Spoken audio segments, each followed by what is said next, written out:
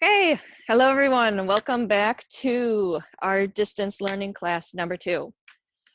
So this will be our second in a series of learning the Grand Baton online.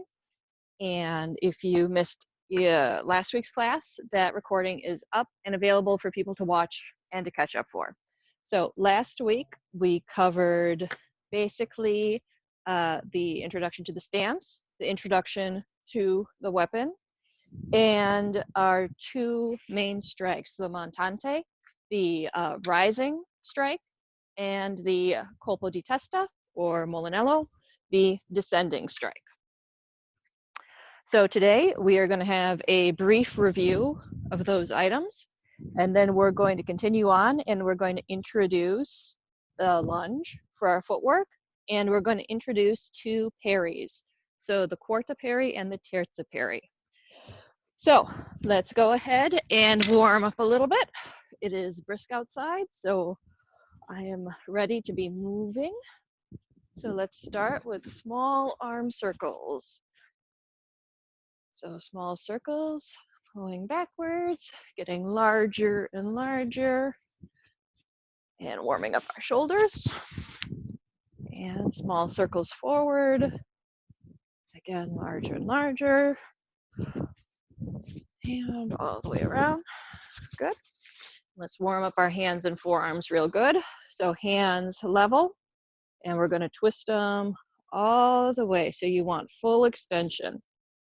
So when I do this, I really think about my pinkies, and I pull my pinky all the way toward each other, and all the way the other direction. Okay. Then adding to that, we'll go from palms out to palms out again. Palms out up, palms out down. Now for these exercises, not only are they good stretch, but if you ever want to add a little bit of weight, these are also very good strengthening exercises for your forearms. I'll do these at work. I have two tape dispensers with a little bit of sand in them, and I will swirl these a few times a day. Okay, and let's open up our neck and shoulders. So we're going to shake our heads no, and really try and push. Then we're going to nod our head yes, all the way up, chin all the way down.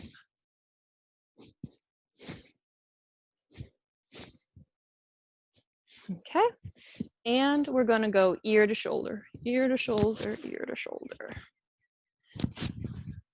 Be sure to keep your shoulders nice and loose and open when you do this one. Don't shrug up and try and cheat and touch your ear. Good. And since we are going to be starting our lunges today, let's go ahead and do a couple of nice slow squats, kind of warm up our lower body. So squat down. We want to keep our knees inside our toes. Really stick your rear out.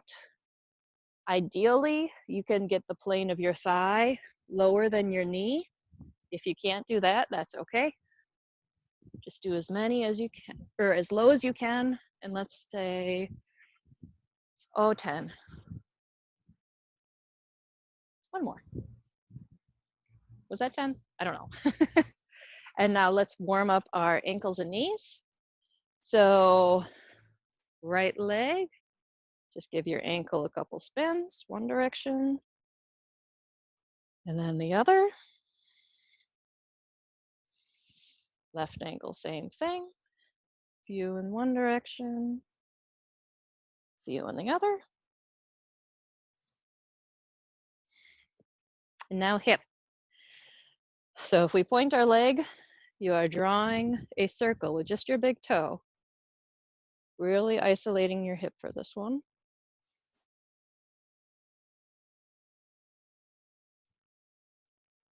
And left side. Hey, Sarah, while you're doing that, I'm just going to hop in here. If you Go guys ahead. are seeing just the flag, you need to pin the main video of Sarah with the Pell recording the audio through her phone right now. So it'll probably be popping the phone up if you have it set to flag the active speaker. Just pin her current video of her at the Pell. Correct. We had to get a little bit creative with hopping out. Using using my Bluetooth headset, but also a webcam running off a laptop. So if you notice it's a little bit higher quality video, you can thank Chris for that. I nabbed his webcam from him, and so we're using that instead of my cell phone. So, okay, let's jump into a brief review. So last week, we covered the general stance. So let's assume the general stance now. So this is going to be our basic guard, and you should look, your heels should be stacked. You should be about 50-50 weight distribution, thereabouts. And your hands should be not choked up, not at the end, not too far apart. About a fist from the end and about a fist in between them. So if we are taking this stance and we do our first strike, so this is the montante, so this is the rising cut, so this is the uppercut. We have it out and we bring it close to our body, rising upward, aiming for the center of mass of our opponent. So again, and we can do it on both sides of our body.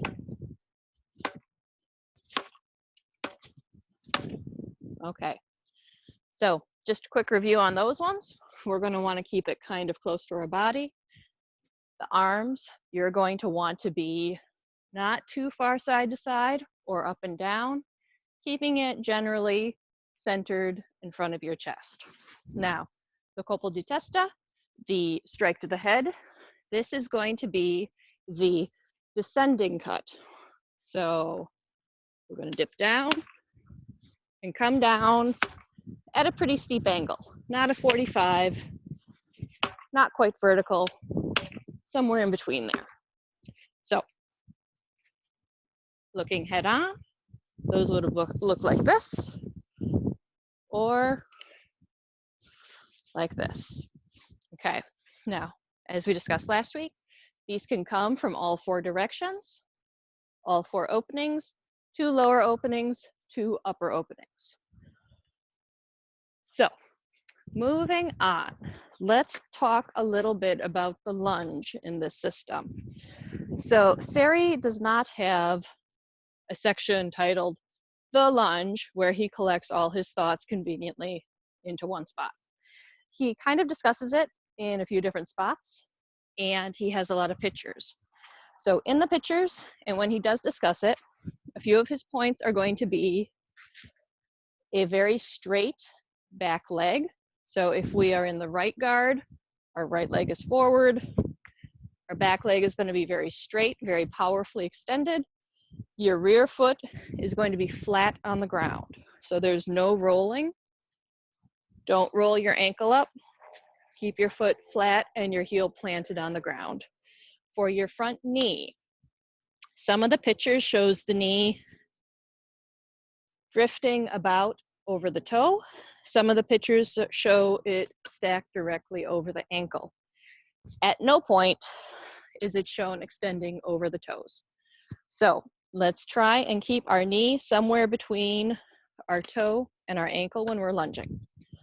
In the pictures, it also does show a rather exaggerated lunge. So this is not going to be, say, for example, like small sword, where you have a rather small space in between your feet. This is going to be a little bit more exaggerated. So a little bit larger.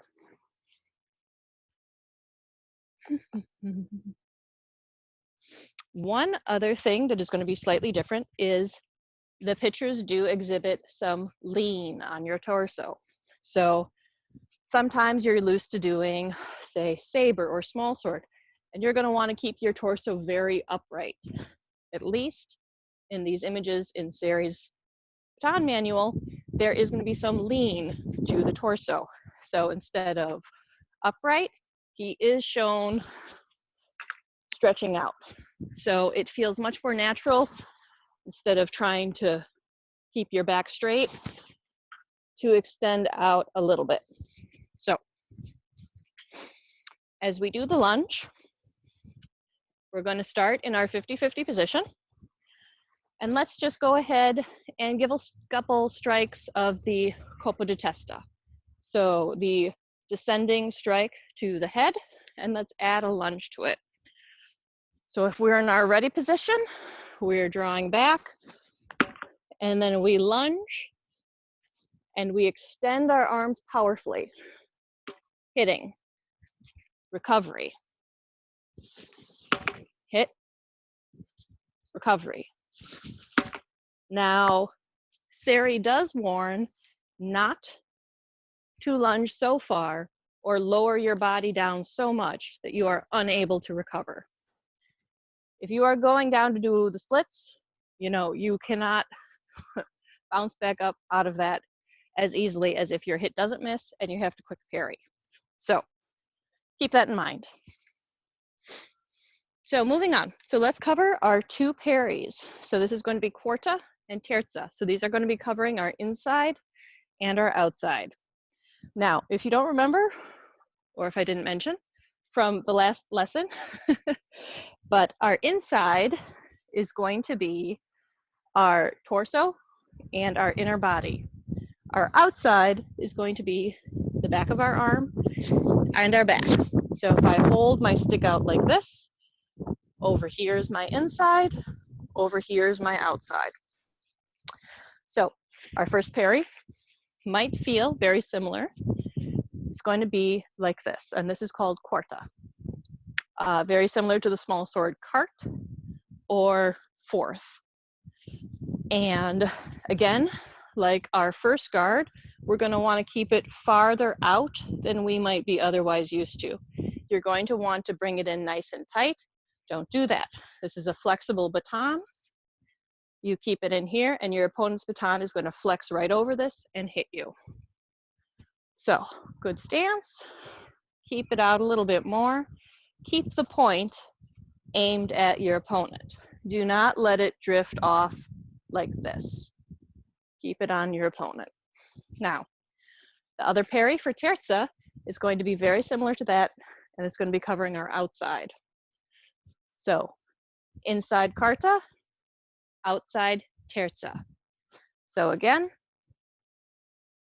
a little bit farther out than you might otherwise want to do, keeping the point at the opponent and keeping a good stance.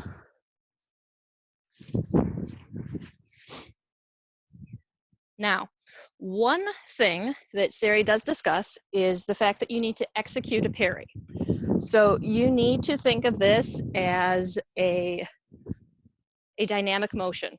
This is not a static guard. This is not, I'm going to sit here and I am going to passively receive a hit. He talks about beating it away. So giving it a little bit of a counter to redirect it. So it's a very small movement, just enough to counteract the energy of the incoming weapon. Okay, so I'm just going to pause for a second. Are there any questions about what we've covered so far, either the review or the new material? Looks like we're all good here, Sarah. We're all good? Okay, Yep, terrific. getting thumbs up. Getting thumbs up. That's what I like to hear or see. Anyway, so we're going to do some Pell work now. So what I want people to do is we are going to practice that lunge, attack, and then recover. So if we all assume first guard, get your range, not too far, not too close. And we're going to start with the colpo di testa. So we'll do right, left, left. And we'll take it pretty slow, and I'm going to instruct people when to pause and what to examine when we do pause. So first hit's going to be descending from the right, and go ahead. Okay, so as I check, are my heels in line? Yes, good. Rear foot's nice and flat. back leg is extended, front knee is over my foot, and it's not side to side. It's not too far front or back. Am I hitting my target? Yes, good job. Am I hitting at the correct angle? Not quite vertical, not quite 45. A nice, very steep angle. Good. Recover, get back into my 50-50 stance right away, get set up, get ready to go again. So, everybody, I'd like you to do 5 descending blows, colpo di testa, from the right in order. No need to go fast. This is more just to get kind of a feel of the coordination that you're having to make between the baton and your body. So, and go ahead, 5 descending.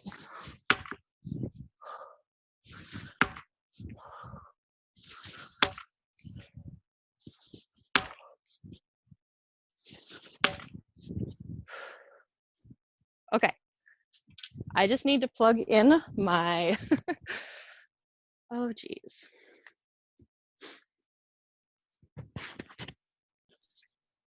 Okay, so we're gonna do the same thing now from the opposite side. So 5 nice descending colpo di testas.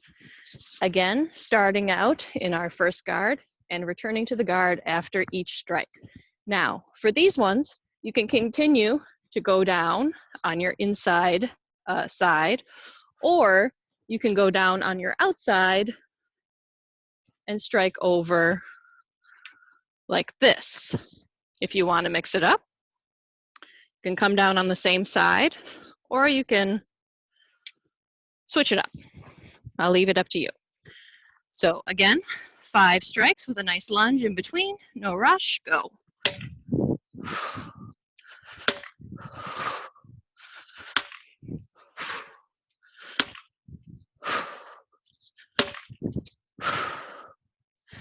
Okay.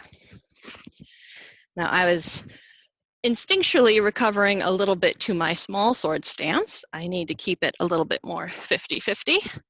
Shame on me.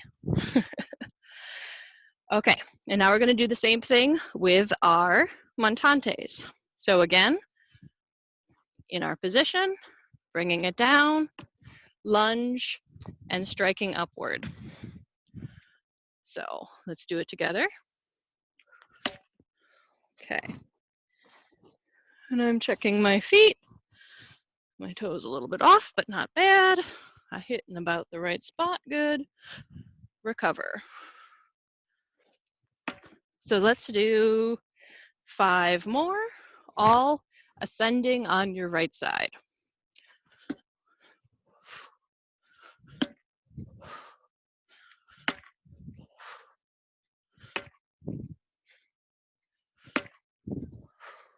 Okay, good. Shake it out. Okay, now we're going to do the same thing, rising from our left side. So again, keeping our hands relatively up and centered, bring it back down, nice and close, and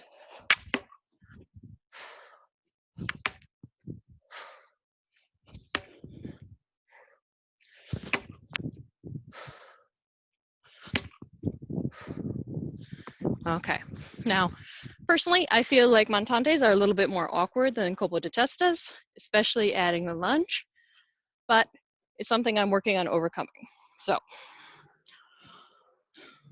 okay. So now let's mix those all together. And what we're going to do now with the PEL is we're going to do a couple of patterns. So we're going to do an attack, we're going to do a parry, and then we're going to do a repoussé. So, for example, we will be doing a right descending colpo di testa. We're going to guard in quarta as if there was a incoming hit that we needed to block. And then we're going to repoussé with a left colpo di testa. So our pattern, our first pattern, is going to look like this. So attack to the right, defend in quarta, attack to the left, resume the guard. Okay, so let's do that again, a little bit slower. And then I'll have you all do it individually a few times on your own. So, descending right, guard and quarta, descending left. Descending right, guard and quarta, descending left. Okay, now at your own speed, go ahead and do those maybe, oh, let's say 3 times.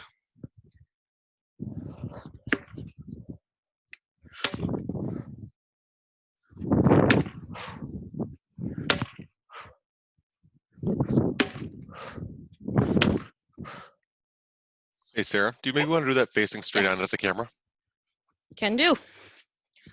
Okay, so that pattern is going to be descending to the right, guard and quarta, descending to the left, resuming guard. 1, 2. Does that look better? Yep, just to see the difference between the the guard and quarta and then the initial guard. Yeah, no, that's not a bad idea. Thank you for the suggestion. Okay, so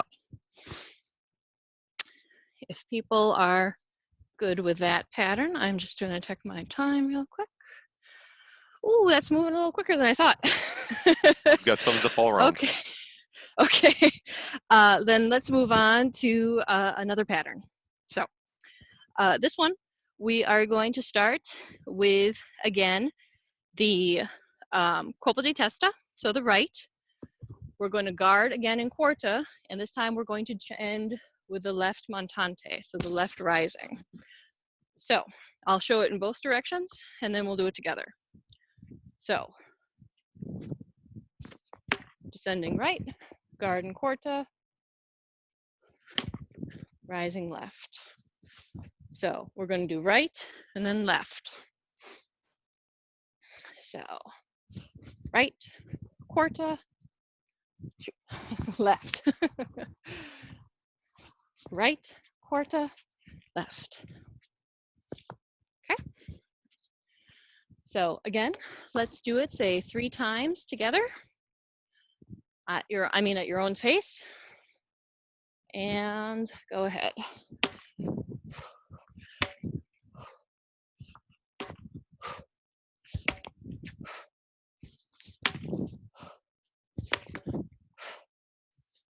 And that pattern, just again real quick, was descending right, dynamic parry and quarta, ascending left. Okay. So if that one sounded okay for people, we'll move on. And this will be our last pattern before we're out of time. And then we'll have time for questions at the end.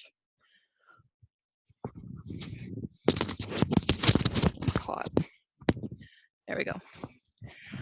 Okay, so for this one, we're going to do left colpo di testa, terza, right colpo di testa.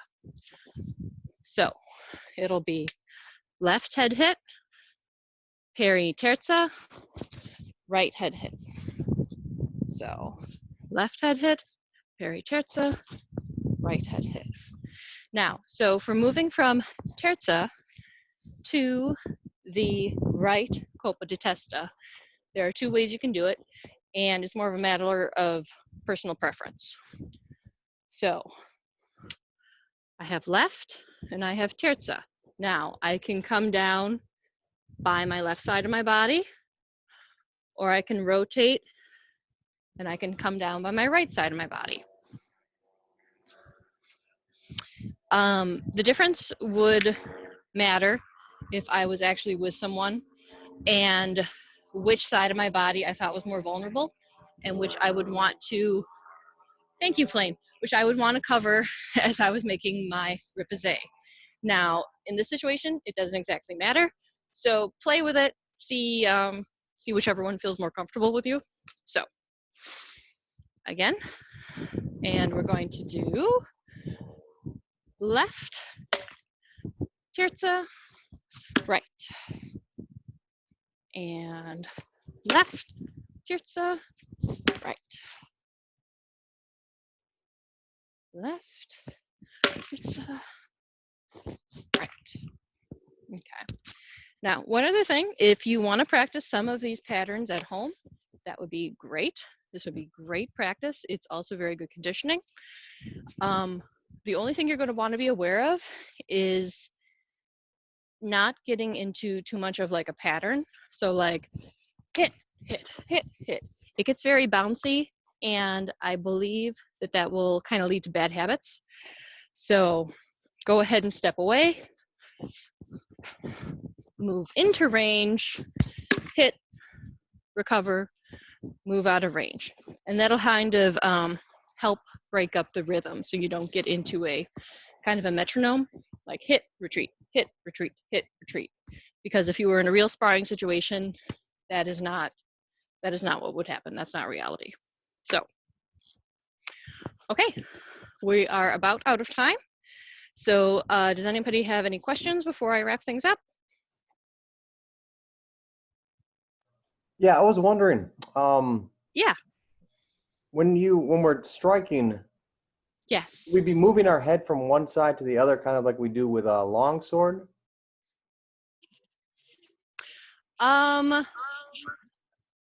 So I'm getting some feedback. So if you could mute yourself, PJ, actually. I am muted. Okay, I'm hearing myself on somebody's mic, but in any case, so Siri does not go into specifics on what you should do with your head as you are leaning and turning. Yeah, it's going to be natural that you're going to kind of want to move your head a little bit. Don't feel like you should keep it in some sort of artificial position, straightforward, you know, terribly upright at all times. So you're talking about more like the side to side twisting motion? Yes, I am. Yes. Kind of like what we do with Meyer longsword stuff. Yeah. So as you're doing the Meyer square, your body's going to be turning and your head is going to follow along with it, and that is completely fine. Siri doesn't go into it in a lot of detail. He doesn't say it's a thing you should do, but he also doesn't say it's a thing you shouldn't do. So I would say go ahead and do it if it feels natural. Thanks. Yep. Okay, well, if there aren't any other questions, I'm going to wrap things up. Thank you again for coming, and I hope to see everyone next week.